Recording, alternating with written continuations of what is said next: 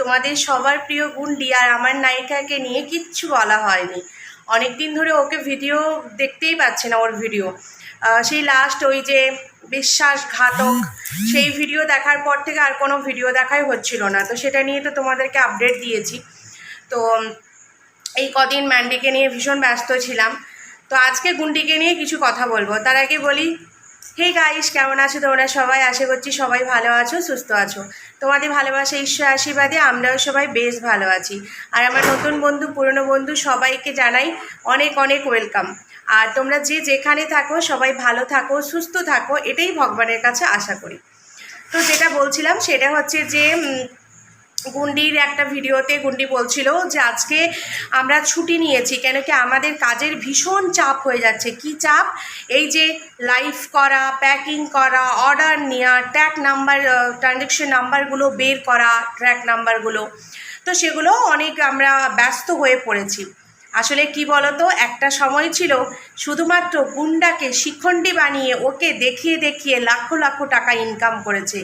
সেই জায়গায় এখন যদি মাসে 8,000 10,000 টাকা মাইনে পায়, কার ভালো লাগবে বলো? এত ভিডিও করতে, এত এডিট করতে, এত ভয়েস দিতে, সুন্দর সুন্দর মিউজিক অ্যাড করতে। গুন্ডির ভিউজ কমার সাথে সাথে গুন্ডির ভিডিওর কোয়ালিটি আরও খারাপ হতে গেছে, আর সেই জন্য ভিউজ একেবারে ডাউন হয়ে গেছে। তো যাই হোক, এই মাসে গুন্ডি ভালোই পেমেন্ট পাবে, কেন কি ওই বিশ্বাসঘাতকের মুখে মানায় না আমাদের নাম, সেটাতে পুরো 1 লক্ষ ভিউজ গেছে। তো যেটা বলতে এসেছি সেটা বলি, সেটা হচ্ছে যে সমস্ত ব্লগাররা একটা সময় শুধুমাত্র ঘরের কাজ দেখিয়ে ভিডিও করে টাকা ইনকাম করেছে, তাদের এখন যখন ভিউজ আসছে না, এই সমস্ত অন্যান্য কাজ করতে হচ্ছে, তাদের যে কি কষ্ট, তাদের যে কি যন্ত্রণা, সেটা একজন ক্রিয়েটার হিসেবে আমি ফিল করতে পারছি। ঠিক আছে, তবে এখানে আমি পাবলিকের কোনো দোষ দেব না, এখানে জনসাধারণের কোনো দোষ নেই। দোষ ওই ক্রিয়েটারদের, যারা দিনের পর দিন মানুষকে বোকা বানিয়ে নিজেদেরকে চালাক ভেবেছে। আর সেই চালাকেরই ফলাফল হচ্ছে আজকে তারা ফিল করতে পারছে, বুঝতে পারছে যে এখানে পাবলিককে বুড়ো আঙুল দেখিয়ে কোনো কিছু লাভ নেই। পাবলিকই এখানেই সব কিছু। তাদেরকে চোখ দেখাবো, বুড়ো আঙুল দেখাবো, তা আমাদের দুর্দশা এরকমটাই কিন্তু হবে। তো এবার একটা কথা বলি, সেটা হচ্ছে যে বন্ধুরা, আচ্ছা তোমরা কারা কারো আছো যারা জব করো, আমার মতো সংসার দেখো, বাচ্চা সামলাও, কারো কারো তো আবার শ্বশুর শাশুড়ি বয়স্ক থাকে, তাদেরকেও দেখতে হয়। তোমরা একটু আমাকে কমেন্ট করে যেও, এটাই বলে যেও যে বাইরে করা, সংসারে করা, পরিবারের মানুষদেরকে দেখা, সেই কাজের থেকে ঘরে বসে ভিডিও বানানো আর লাইভ করে অর্ডার নেওয়া খুব কঠিন, খুব কঠিন। না ওদেরকে বাইরে বেরোতে হচ্ছে, না একটা টাইম বেঁধে সেখানে কাজ করতে হচ্ছে, যখন যেরকম সময় পাচ্ছে ভিডিও করছে। তারপরে এই গুন্ডির তো রান্নার লোক রয়েছে, ওই বয়স্ক মহিলাটাকে রান্না করায়। এটা দেখার পর কোনো মানুষ কি ওকে আর ভালোবাসবে? গুটি চয়েক মানুষ যারা এখনও পর্যন্ত ওকে দেখে, তারাও মনে হয় তার শাশুড়ির ওপরে এই রকম অত্যাচার করে, সেই জন্যই তারা ওকে দেখে। না হলে একটা সাধারণ পরিবারে এই রকম বয়সে এসে মানুষ হেল্প করতেই পারে, সবজি কেটে দেবে, রান্নায় হাত লাগিয়ে দেবে, কিন্তু ওই পরিবারের বউ হচ্ছে ও গুন্ডির শাশুড়ি, আর গুন্ডি হচ্ছে শাশুড়ি মা, বৌমা হচ্ছে শাশুড়িটা, বুঝেছো? সেই জন্য সে বৌমার সমস্ত দায়িত্ব নিয়ে সংসারের বাচ্চার সব বুঝে নেয়, আর এই শাশুড়ি মা গিন্নির মতো হয়ে টাকা ইনকাম করে আর সংসারটাকে মেনটেন করে গুন্ডি। এবার কিছু না করলেও তো মানুষ তো বলবে, সেই জন্য কখনো কখনো মাছের ঝোলে হাতটা লাগিয়ে দিতে হয় বন্ধুরা। তো একজন একটা কমেন্ট করেছে যে গুন্ডার দিনের দিন যা ওয়েট বেড়ে যাচ্ছে, ওকে একটা ভালো ডায়েটিশিয়ানের কাছে ডায়েট চার্ট নিয়ে এসে খাবার দাবার করাও। সত্যি কথাই, এই কথা আমি বহুদিন আগে বলেছিলাম যে ওর শরীরের কোনো অ্যাক্টিভিটি নেই, সবসময় ও বসে থাকে।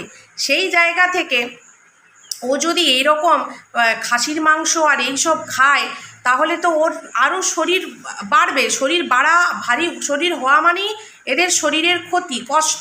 ঠিক আছে, তো তখন আমাকে প্রচুর নেগেটিভ কমেন্ট এসেছে, সেগুলো ঠিক আছে, অসুবিধে নেই। সোশ্যাল মিডিয়াতে ভালো খারাপ দুটোই থাকবে, আর সেই জায়গা থেকে তখন আমাদেরকে অনেক কথা শুনতে হয়েছিল। আজকে ওর ভালোবাসার মানুষরাই কিন্তু ওকে বলছে যে তুমি ওর ডায়েট চার্ট করো।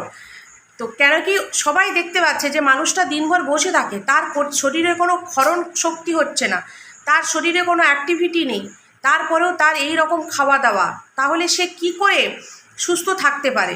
তখন আবার থাম্বনেল লাগাতে হবে আমার গুন্ডা খুবই অসুস্থ, ডাক্তারের কাছে নিয়ে যাচ্ছি, হেন তেন দিস দ্যাট।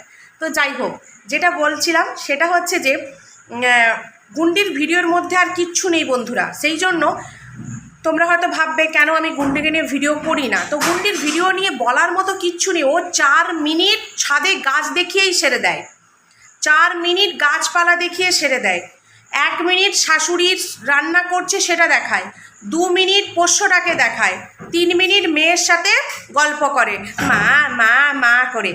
হয়ে গেল, গল্প শেষ। 10 মিনিটের ভিডিও, গল্প শেষ। তো সেই জন্যই ওকে নিয়ে এখন ভিডিও করা হয় না। আর এই জন্য আমার ভিডিওটাও আজকে ভীষণ ছোট হতে চলেছে। তো সকালবেলা বেশি কথা বলবো না, বানিয়েছি গরম গরম চাউমিন, এটা ঠান্ডা করতে দিয়ে টেবিলে রেখে আমি ভিডিও করছিলাম। এখন গপাগপ করে খেয়ে নিতে হবে, ঘড়ির কাঁটা একদম জনশতাব্দী স্পিডে ছুটছে।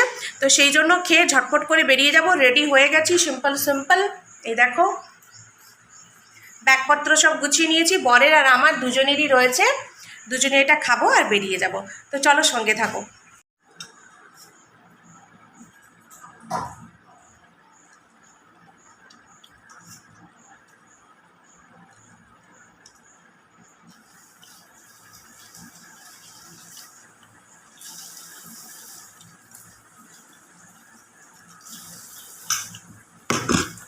কিচ্ছু দেয়নি বন্ধুরা, শুধুমাত্র চাউমিনটা বানিয়ে সিদ্ধ করে নিয়েছি, তারপরে একটু পেঁয়াজ, একটা ডিম, একটু গুঁড়ো মশলা দিয়ে ওটা ফ্রাই করে চাউমিনটা তুলে দিয়েছি। তো এইরকম আমি শর্টকাট করেই খাই হড়বড়ের সময়। তো তোমরা কারা কারা এরকম শর্টকাট করো চাউমিন, অবশ্যই আমাকে কমেন্ট করে জানিও।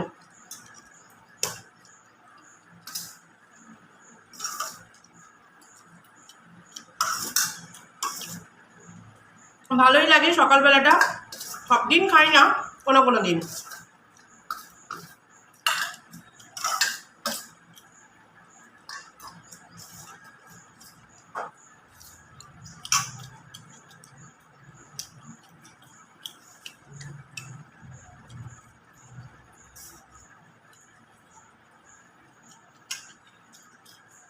সকালবেলা এত হড়বড়ি থাকে, ঠিকমতো ব্রেকফাস্ট করারও সময় হয় না। কেন কি আজকে উঠতে লেট হয়েছিল, 7টার সময় উঠেছি ঘুম থেকে, তারপরে এত কাজ করে রেডি হয়ে অফিস যাওয়া। আমাকে প্রতিদিন 6টায় উঠলে আমার সব টাইম মতো কাজ হয়ে যায়, কিন্তু আজকে ভীষণ লেট হয়ে গেছিলো।